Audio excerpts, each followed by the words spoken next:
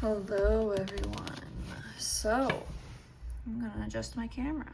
So, by a singular one request, I have Anne of Green Gables, finally a book where I won't get copyright struck, but that is fine.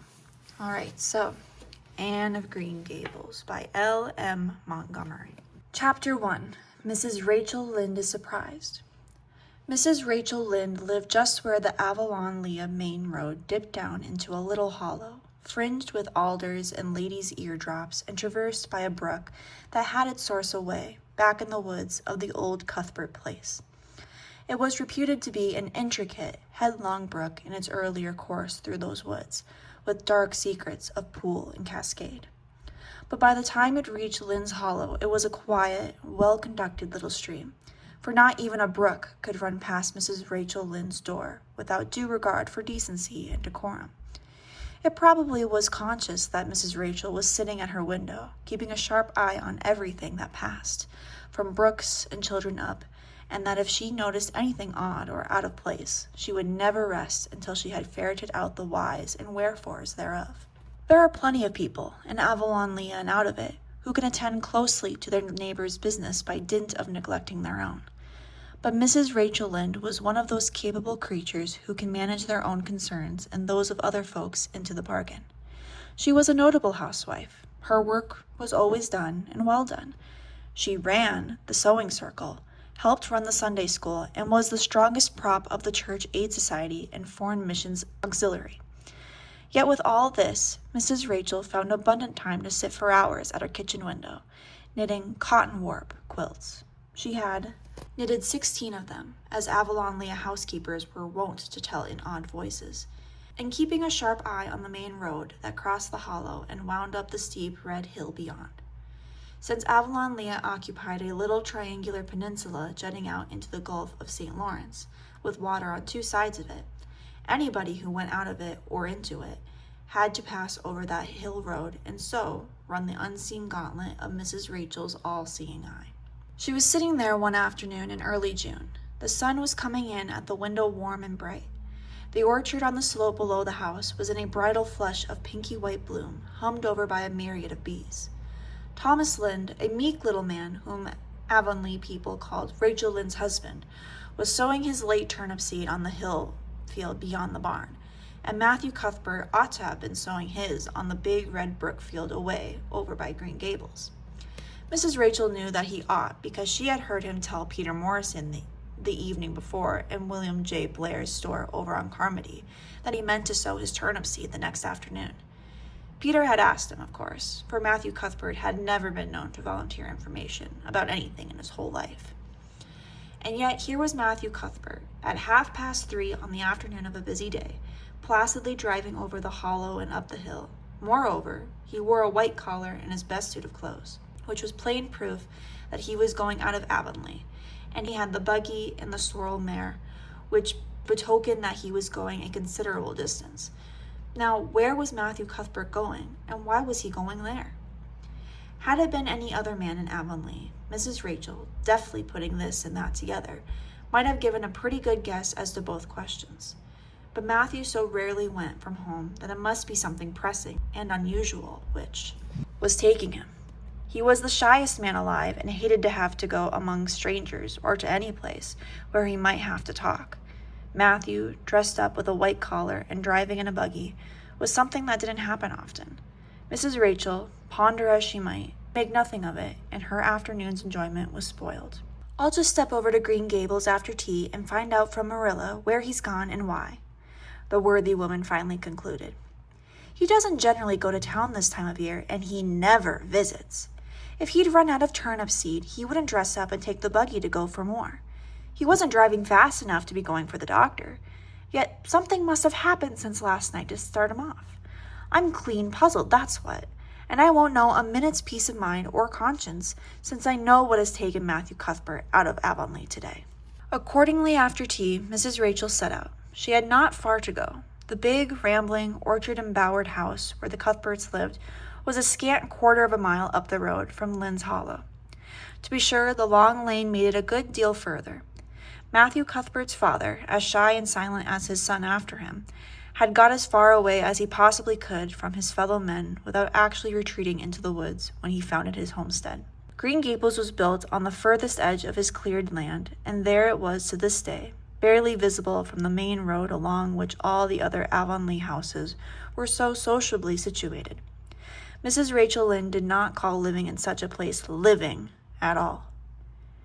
"It's just staying, that's what," she said as she stepped along the deep, rutted, grassy lane bordered with wild rose bushes. "It's no wonder Matthew and Marilla are both a little odd, living away back here by themselves. Trees aren't much company, though dear knows if they were, they'd be enough of them. I'd rather look at people. To be sure, they seem contented enough. But then I suppose they're used to it. A body can get used to anything." With this, Mrs. Rachel stepped out of the lane into the backyard of Green Gables. Very green and neat and precise was that yard, set about on one side with great patriarchal willows, and on the other with prim Lombardies. Not a stray stick nor stone was to be seen, for Mrs. Rachel would have seen it if there had been. Privately, she was of the opinion that Marilla Cuthbert swept that yard over as often as she swept her house. One could have eaten a meal of the ground without overbrimming the proverbial peck of dirt. Mrs. Rachel rapped smartly at the kitchen door and stepped in when bidden to do so. The kitchen at Green Gables was a cheerful apartment, or would have been cheerful if it had not been so painfully clean as to give it something of the appearance of an unused parlor. Its windows looked east and west. Through the west one, looking out on the backyard, came a flood of mellow June sunlight. But the east one, whence you got a glimpse of the bloom white cherry trees in the left orchard and nodding, slender birches down in the hollow by the brook, was greened over by a tangle of vines. Here sat Marilla Cuthbert, when she sat at all, always slightly distrustful of sunshine, which seemed to her too dancing and irresponsible a thing for a world which was meant to be taken seriously. And here she sat now, knitting, and the table behind her was laid for supper. Mrs. Rachel, before she had fairly closed the door, had taken mental note of everything that was on that table. There were 3 plates laid, so that Marilla must be expecting someone home with Matthew to tea. But the dishes were everyday dishes, and there was only crab-apple preserves and one kind of cake, so that the expected company could not be any particular company. Yet what of Matthew's white collar and the sorrel mare? Mrs. Rachel was getting fairly dizzy with this unusual mystery about quiet, unmysterious Green Gables. "Good evening, Rachel," Marilla said briskly. "This is a real fine evening, isn't it? Won't you sit down? How are all your folks?" Something that, for lack of any other name, might be called friendship existed, and always had existed between Marilla Cuthbert and Mrs. Rachel, in spite of, or perhaps because of, their dissimilarity. Marilla was a tall, thin woman, with angles and without curves. Her dark hair showed some gray streaks and was always twisted up in a hard little knot behind with 2 wire hairpins stuck aggressively through it. She looked like a woman of narrow experience and rigid conscience, which she was, but there was a saving something with her mouth which, if it had been ever so slightly developed, might have been considered indicative of a sense of humor. "We're all pretty well," said Mrs. Rachel. "I was kind of afraid you weren't, though, when I saw Matthew starting off today. I thought maybe he was going to the doctor's." Marilla's lips twitched understandably. She had expected Mrs. Rachel up. She had known that the sight of Matthew jaunting off so unaccountably would be too much for her neighbor's curiosity. "Oh, no, I'm quite well, although I had a bad headache yesterday," she said. "Matthew went to Bright River. We're getting a little boy from an orphan asylum in Nova Scotia, and he's coming on the train tonight." If Maria had said that Matthew had gone to Bright River to meet a kangaroo from Australia, Mrs. Rachel could not have been more astonished.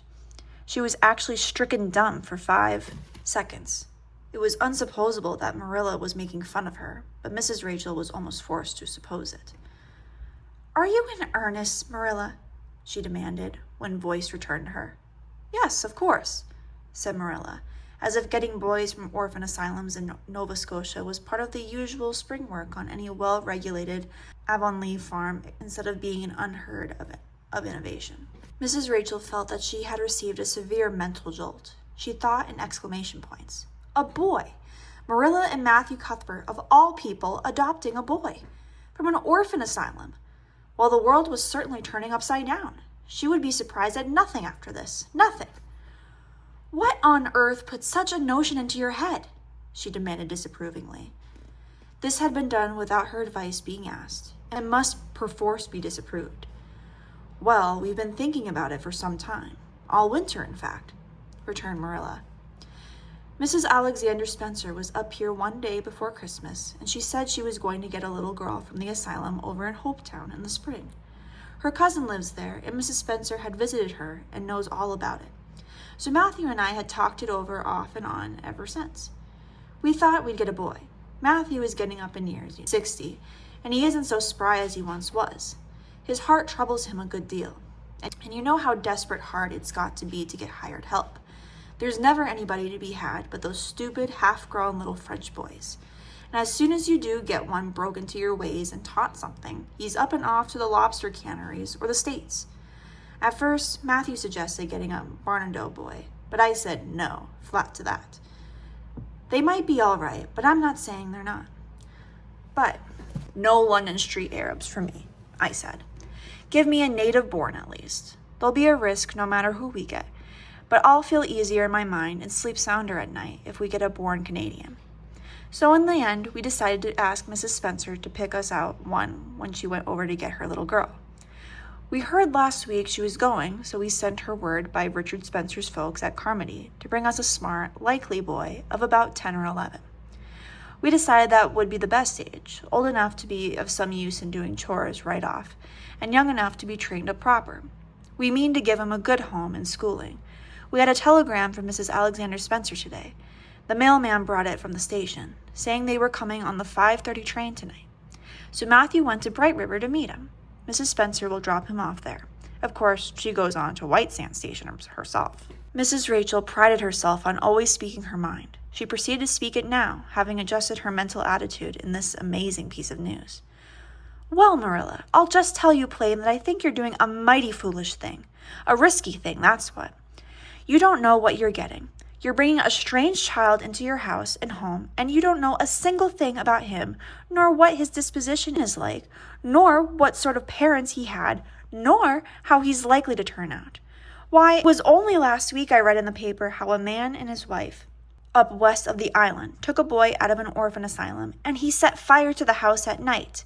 Set it on purpose, Marilla, and nearly burnt them to a crisp in their beds. And I know another case where an adopted boy used to suck the eggs. They couldn't break him of it. If you had asked my advice in the matter, which you didn't do, Marilla, I'd have said for mercy's sake not to think of such a thing, that's what. This job's comforting seemed neither to offend nor alarm Marilla. She knitted steadily on. I don't deny there's something in what you say, Rachel. I've had some qualms myself, but Matthew was terrible set on it. I could see that, so I gave in. It's so seldom Matthew sets his mind on anything that when he does, I always feel it's my duty to give in. And as for the risk, there's risks in pretty near everything a body does in this world. There's risks in people's having children of their own if it comes to that, and then Nova Scotia is right close to the island. It isn't as if we were getting him from England or the States. He can't be much different from ourselves. Well, I hope it will turn out all right, said Mrs. Rachel in a tone that plainly indicated her painful doubts. Only don't say I didn't warn you if he burns Green Gables down or puts strychnine in the well. I heard of a case over in New Brunswick where an orphan asylum child did that, and the whole family died in fearful agonies. Only it was a girl in that instance. Not getting a girl, said Marilla, as if poisoning wells were a purely feminine accomplishment and not to be dreaded in the case of a boy. I never dream of taking a girl to bring up. I wonder at Mrs. Alexander Spencer for doing it. But there, she wouldn't shrink from adopting a whole orphan asylum if she took it into her head. Mrs. Rachel would have liked to stay until Matthew came home with his imported orphan. But reflecting that it would be a good 2 hours at least before his arrival, she concluded to go up the road to Robert Bell's and tell them the news. It would certainly make a sensation second to none, and Mrs. Rachel dearly loved to make a sensation. So she took herself away, somewhat to Marilla's relief, for the latter felt her doubts and fears reviving under the influence of Mrs. Rachel's pessimism. Well, if all things that ever were or will be, ejaculated Mrs. Rachel when she was safely out in the lane. It does really seem as if I be dreaming. Well, I'm sorry for that poor young one and no mistake. Matthew and Marilla don't know anything about children, and they'll expect him to be wiser and steadier than his own grandfather, if so be's he ever had a grandfather, which is doubtful. It seems uncanny to think of a child at Green Gables somehow. There's never been one there, for Matthew and Marilla were grown up when the new house was built. If there ever were children, which is hard to believe when one looks at them, I wouldn't be in that orphan's shoes for anything. My, but I pity him, that's what. So said Mrs. Rachel to the wild rose bushes of the fullness of her heart. But if she could have seen the child who was waiting patiently at the bright river station at that very moment, her pity would have been still deeper and more profound.